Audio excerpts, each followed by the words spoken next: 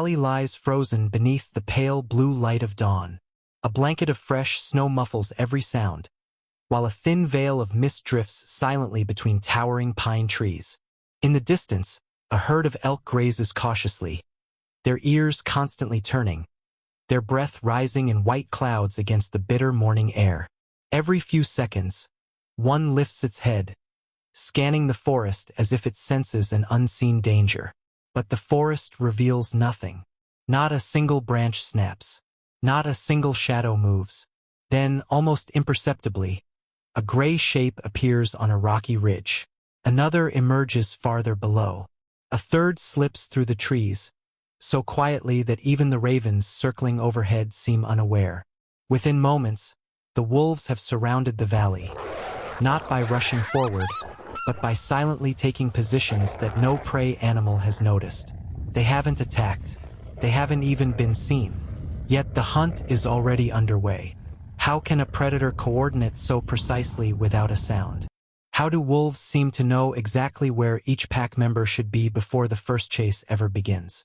Is it instinct alone, or is something far more sophisticated unfolding beneath the silence of the wild? To uncover the answer, we must follow the pack long before they make their first move. For centuries, wolves have been surrounded by myths. In folklore, they are often portrayed as ruthless predators driven by a single instinct: to chase, attack, and kill. Popular films and stories reinforce the same image: a pack bursting from the forest, overwhelming its prey through sheer aggression and speed. It's a dramatic picture, but it isn't the whole story. Modern wildlife research has revealed that wolves are not reckless hunters. In fact, charging blindly into a herd would be one of the fastest ways for a wolf to get injured or starve. An adult elk can weigh more than 700 pounds. A moose can exceed 1,000 pounds. One well-placed kick from either animal can shatter bones, leaving a wolf unable to hunt again. In the wild, every injury carries consequences. There are no veterinarians, no guaranteed second chances. A pack that loses even one experienced hunter may struggle to feed its pups through the winter. That means every hunt begins with a question far more important than how do we catch them. Is this hunt worth the risk? This is where the popular myth begins to fall apart. Scientists who have spent decades observing wolves in places like Yellowstone National Park have discovered that successful packs often spend far more time watching than chasing. They study the herd. They read the landscape. They wait for conditions to shift in their favor. Sometimes they follow potential prey for hours without making a single attack. To an impatient observer, it might look as though the wolves are doing nothing. In reality, they are gathering information. Every step the herd takes, every change in the wind, every patch of deep snow, and every sign of weakness becomes part of a silent calculation. What appears to be patience is actually preparation. The wolves understand something that every great predator must learn. The fastest chase is not always the smartest hunt. Long before the first sprint across the snow-long bifo, sun climbs higher, casting long golden beams across the snow-covered valley. Frost sparkles on every blade of grass still peeking through the ice, while a light breeze carries the scent of pine deep into the forest. Below, the elk continue feeding, unaware that dozens of amber eyes are quietly studying their every move. The wolves remain hidden, not because they are afraid, but because observation is the first stage of the hunt. From a rocky overlook, the pack's breeding pair watches the herd through gaps in the trees. Younger wolves wait farther back, conserving energy while experienced hunters gather information. There is no rush. In the wild, patience often delivers a greater reward than speed. Biologists have found that wolves rarely choose prey at random. Instead, they assess the herd with remarkable care. A healthy adult elk is a dangerous opponent, capable of delivering a kick powerful enough to break ribs or fracture a skull. Every unnecessary injury threatens not only one wolf but the survival of the entire pack. So the wolves begin to read the herd. An older cow elk hesitates before crossing a frozen stream, favoring one hind leg. A yearling drifts a little too far from the safety of the group before quickly returning. A calf struggles through a patch of deep snow, forcing its mother to slow down. To human eyes, these are fleeting moments. To the wolves, they are valuable clues. But the animals aren't just watching the elk. They're watching the landscape itself. The wind shifts gently across the valley, carrying invisible streams of scent.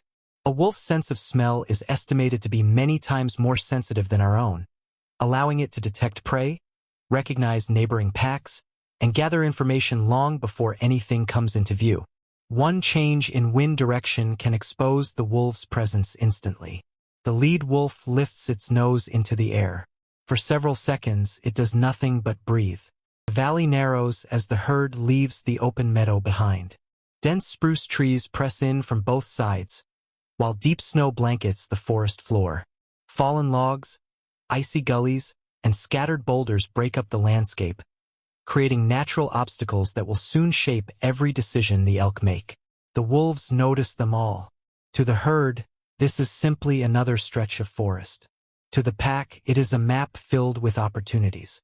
The lead pair slows to a walk, carefully studying the terrain ahead. Behind them, the younger wolves spread out without a sound. One drifts toward the left side of the valley, another disappears into a line of evergreens, while two more remain well behind the herd, matching its pace from a distance. There is no chaos. Every movement serves a purpose. Researchers have observed that wolf packs don't assign fixed jobs, like a human military unit. Instead, each hunt unfolds differently, with experienced individuals responding to the terrain, the prey, and one another in real time. Leadership is flexible, shaped by experience and circumstance rather than rigid hierarchy. For now, the pack's goal isn't to attack. It's to reduce the herd's options. A light wind continues to blow across the valley, carrying the scent of the elk away from the wolves. The direction is perfect. As long as the breeze holds steady, the pack can move unnoticed. One wolf pauses beside a fallen pine, ears forward, eyes fixed on the herd. An older bull elk suddenly raises its head, sensing something isn't quite right. For a tense moment, the forest seems to hold its breath. Nothing happens. The wolves remain completely still. Unable to confirm the danger, the bull lowers its head and resumes feeding. The opportunity remains alive. Patience is one of the wolf's greatest weapons. Unlike predators that depend on a single burst of speed, wolves are endurance hunters. They understand that one careless movement can erase hours of careful preparation. Waiting costs little. A failed chase can cost everything. Ahead, the valley begins to tighten around a frozen stream. Snow lies deeper here, forcing the elk to lift their legs higher with every step. Their pace slows almost imperceptibly, and the herd naturally stretches into a longer line. The wolves notice immediately. A long, compact herd can defend itself more effectively. But a stretched-out herd creates gaps, small openings that may separate the strongest animals from the weakest. Those gaps are exactly what the pack has been waiting for. The lead wolves don't charge. Instead, they continue shadowing the herd from the forest edge, allowing the terrain to do much of the work. Every fallen tree, every snowbank, and every bend in the valley quietly increases the pressure on the elk without a single direct confrontation.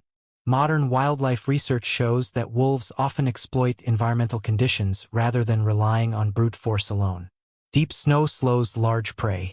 Steep slopes drain their energy. Narrow valleys limit escape routes. Frozen rivers can become dangerous crossing points. The landscape itself becomes an ally. Then, another clue emerges. A young elk hesitates before crossing the icy stream, slipping just enough to lose its balance. Quickly recovers, but not before the wolves take notice. Nearby, an older female lags behind the herd by only a few steps, her breathing noticeably heavier after climbing through the deep snow. The pack has been gathering clues for nearly an hour. Now those clues begin to form a pattern. The wolves are no longer asking, "Can we hunt?" They are asking, "Which opportunity gives us the greatest chance of success with the least risk?" The answer is almost within reach. The forest falls silent once more. A raven glides overhead, its call echoing through the trees before fading into the distance. Snow continues to drift